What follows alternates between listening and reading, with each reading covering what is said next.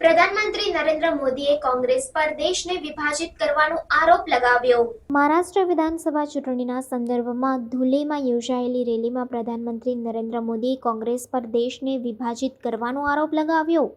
PM મોદીએ જણાવ્યું કે કોંગ્રેસે હંમેશા જાતિ અને ધર્મના આધારે લોકો વચ્ચે ફૂટ પાડવાનો પ્રયાસ કર્યો છે। તેમણે જણાવ્યું કે કોંગ્રેસની આ વ્યૂહરચના દેશના પછાત સમુદાયોને નબળા બનાવવાનો પ્રયાસ કરે છે। પીએમ મોદીએ કોંગ્રેસ પર અનામત નીતિઓનો વિરોધ કરવાનો અને પછાત વર્ગોને પ્રગતિથી વંચિત રાખવાનો આરોપ લગાવ્યો। તેમણે એસસી, એસટી અને ઓબીસી સમુદાયોને કોંગ્રેસની વિભાજનકારી રણનીતિઓ સામે સાવચેત રહેવા અને એકતા માટે પ્રયત્નશીલ રહેવા માટે અનુરોધ કર્યો।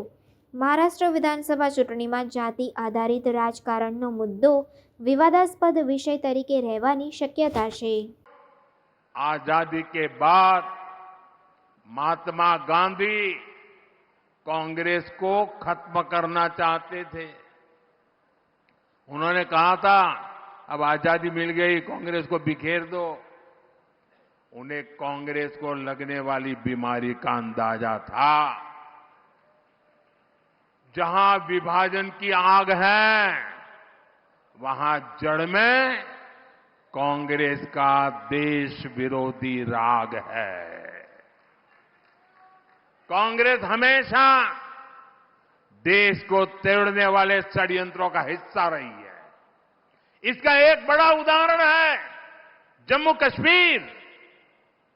कांग्रेस ने कश्मीर को आर्टिकल 370 के जरिए देश की मुख्य धारा से अलग किया।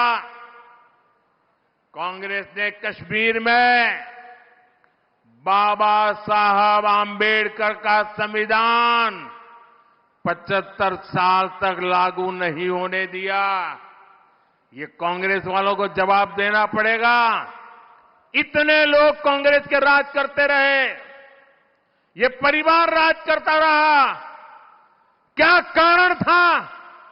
बाबा साहब आंबेडकर का संविधान जम्मू कश्मीर में लागू नहीं हुआ। देश में 2 संविधान चलते थे। ये मोदी आया तब जाके बाबा साहब आंबेडकर संविधान जम्मू कश्मीर में लगा। और इसके कारण होता था क्या? कश्मीर में दलितों, वंचितों को उनका हक नहीं मिलने दिया।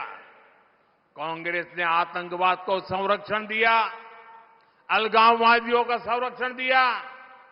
जो समस्या कांग्रेस ने पैदा की थी, हमने आर्टिकल 370 खत्म करके उस समस्या को भी खत्म कर दिया है।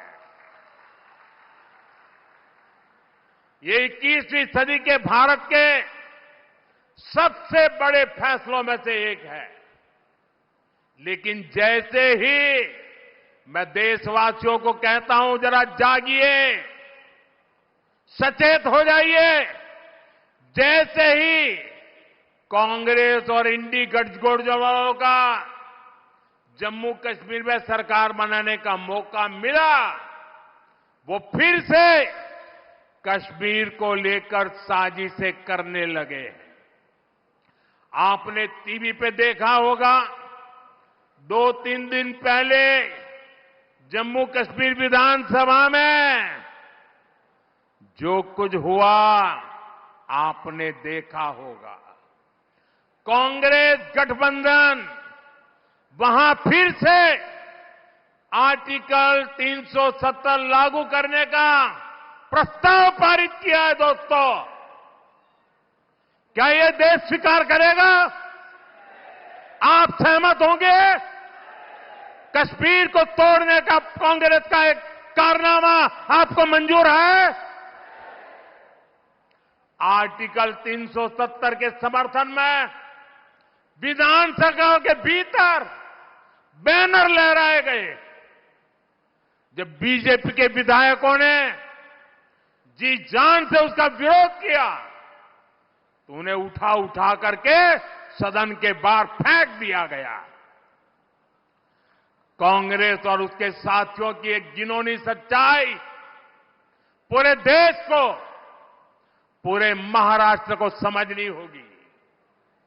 कांग्रेस गठबंधन एक तरफ जम्मू कश्मीर से भारत का संविधान हटाने का प्रस्ताव पास करता है।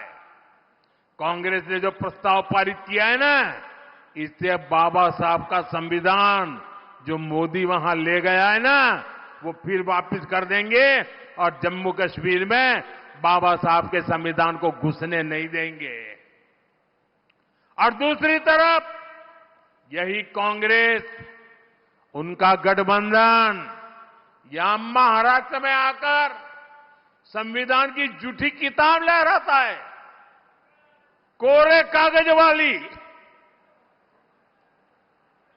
ये कोरे कागज वालों की कटी पतंग का जमाना आ गया है।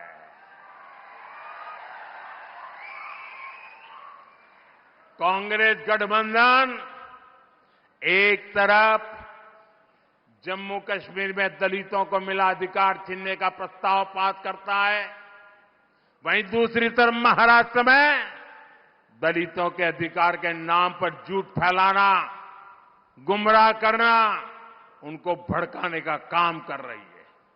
कांग्रेस गठबंधन एक तरफ कश्मीर में आदिवासियों के अधिकार छीनने का ऐलान करता है, वहीं दूसरी तरफ महाराष्ट्र में आकर ये लोग आदिवासियों की आंख में धूल झोंकने का पाप कर रहे हैं, अधिकारों के झूठे नारे लगा रहे हैं। आजादी के 75 साल बाद जम्मू कश्मीर में बाबा साहब का संविधान लागू हुआ है, लेकिन ये कांग्रेस और उसके साथियों को ये बर्दाश्त नहीं हो रहा है। मैं कांग्रेस और यहां अगाड़ी वाले लोगों से कहना चाहता हूं, पाकिस्तान के एजेंडे को देश में बढ़ावा देने की कोशिश मत करो। कश्मीर को लेकर अलगाववादियों की भाषा मत बोलो। याद रखो, तुम्हारे ये मंसूबे कामयाब नहीं होंगे।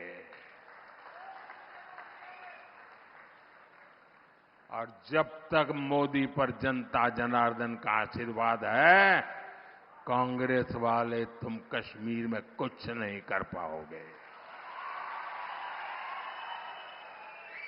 कश्मीर में अब केवल और केवल बाबा साहब आंबेडकर का संविधान ही चलेगा।